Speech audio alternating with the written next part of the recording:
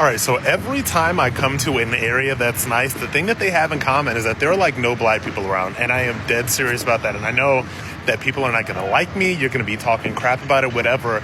This is the reality of the situation. I'm in Boston for work right now. I'm at the waterfront or seaport or whatever it is. And I was just walking around. It's nice. It obviously looks expensive.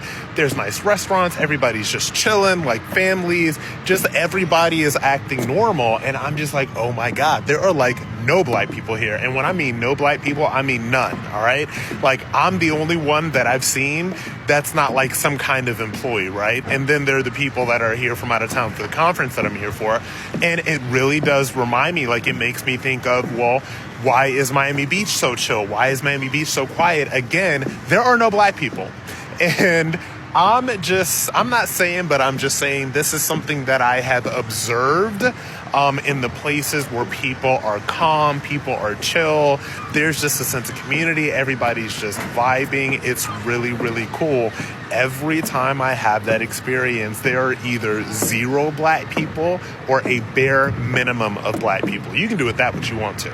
So it's really funny how when you are open and honest about things, then all these people say that you're quote unquote desperate for acceptance, that you're an Uncle Tom, that you're a pick-me, that you're this, that you're that. So they would rather say these things to you instead of actually taking a look in the mirror and taking a look at the culture and seeing how everybody else views said culture. So when I make the observation, because I go to many nice places, and when I make the observation that when I'm in a nicer area, there are very few, if not any black people around, that would lead some people to say, well, I wonder what the culture is giving. I wonder what that culture is like to where places are nicer when you don't have a certain element around. Instead, people like this commenter will always try to shoot the messenger. They will always try to shame black people who want to, I don't know, have something better from the community or want to kind of like call out some of the things that make us all look crazy every single day.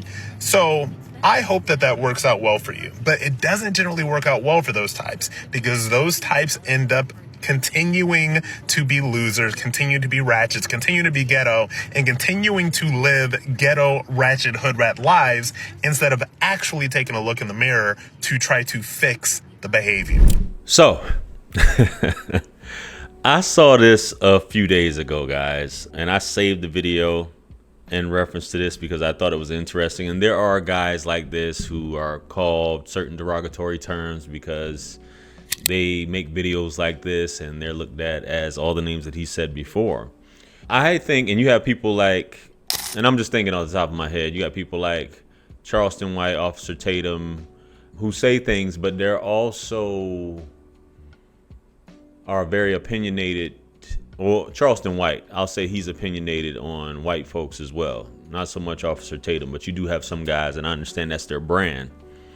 But I have no issues with black folks calling out ghetto black culture.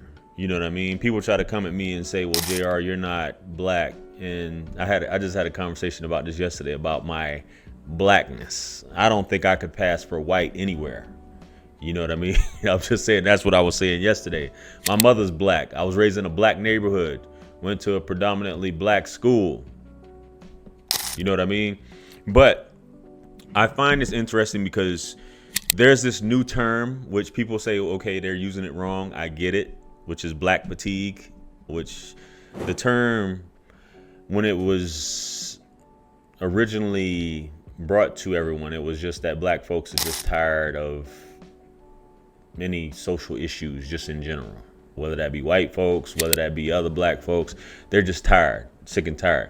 But what he's specifically addressing here is a lot of the ghetto culture, or as some people say, they like black people but hate ninjas, right?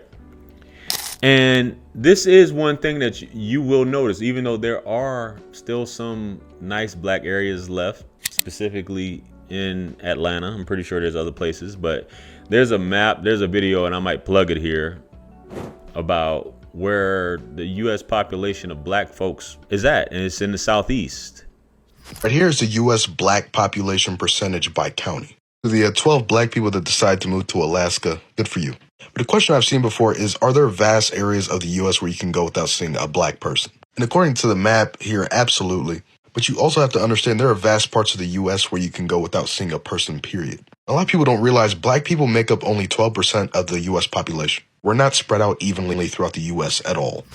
And I'll plug it here for you guys to check it out, but that's just the fact of the matter. It's not really in a lot of these other states out west and Midwest, things like that. So black folks tend to be around other black folks, and then you do have the ones who get money and wealth, and they separate themselves from other black folks because of what it is that he's talking about. And I won't disagree with what it is that he's saying, because you do have, when you do visit places and you see places that are nice, you see places that are, the infrastructure is intact and a lot of things like that, typically it's predominantly ran by white folks. And if you do go to, you could say, well, JR, what about the islands? What about these vacation spots where hospitality is a big thing? A lot of those places are ran and owned by Europeans, right? European investors and things like that. And they're overseeing that. There's a conversation. I'm going to shout out my bro O'Shea, because I'm going to say this because he said it in the video, and I asked him about this comment a while back when I interviewed him, and I'll plug that interview for you guys to watch. And he says that if the white man were to ever just leave the United States, it was something along the lines, and I'm paraphrasing, that black folks would burn this country down, right? And we can go into a whole conversation, a whole study about these things in reference to what black folks will and won't do. But what I always say is that the African American, or the so-called African American, was created, right? Not that there isn't any infighting in Africa itself, because a lot of people will say, well, Africa was cool until the Europeans showed up there, which, hey, we got a lot of stuff going on in this world. But he was mentioning Boston, and he says these things, and obviously it's something that's provocative, that's going to upset people. But we do, as black folks, we have to look at, the time has come long enough. It's 60 years later, 60, 70 years later, you know what I mean, removed from a lot of the foolishness, the civil rights movement, whatever, yada, yada, yada, where it's time to start building and policing and holding your own neighborhoods and whatnot accountable, instead of glorifying this gangster drug dealing lifestyle, where the women are basically running the communities. Which there was a video I saw earlier, which I saved it, where a gentleman was talking about Roland Martin wearing a shirt that say "Vote like a black woman." And for the most part, a lot of these communities are ran by the black woman. The family is ran by the black woman, and there's no masculinity there. There's no leadership there.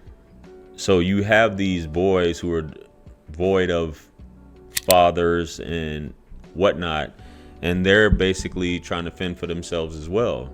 So you end up with a lot of these young men, these gangs, all this foolishness, instead of men protecting themselves. And you could say, well, JR, there was a whole thing with, I was about to say, I don't know why I can't think of his name. I'm about to say Larry Hoover.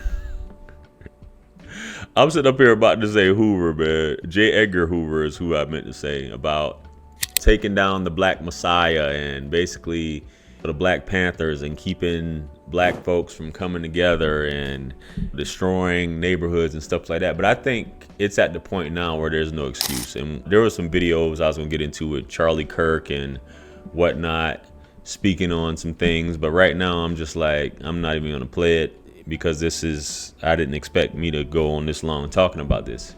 But we just have to be real. We have to be real with a lot of these places. And you could say, well, a lot of these neighborhoods are poverty stricken, lack of opportunity, lack of jobs, which the implication for all those things leads to violence, and violence begets violence in a lot of these neighborhoods, which is a long situation. But it still remains the same as far as solidarity being the answer. Men coming together and saying that we're not going to allow this. This is what it's going to be from now on. And that's going to take leadership at the end of the day. But guys, let me know your thoughts on what he said. Comment below. Like, share, comment, and subscribe. Much blessings and abundance. Stick around for the next videos. It's going to pop up on the screen below. That's where I'm going to see you guys. That is your favorite everything. This is Wisdom. I'm the best. Let's run it up to 1 million. Quit playing with me. Peace.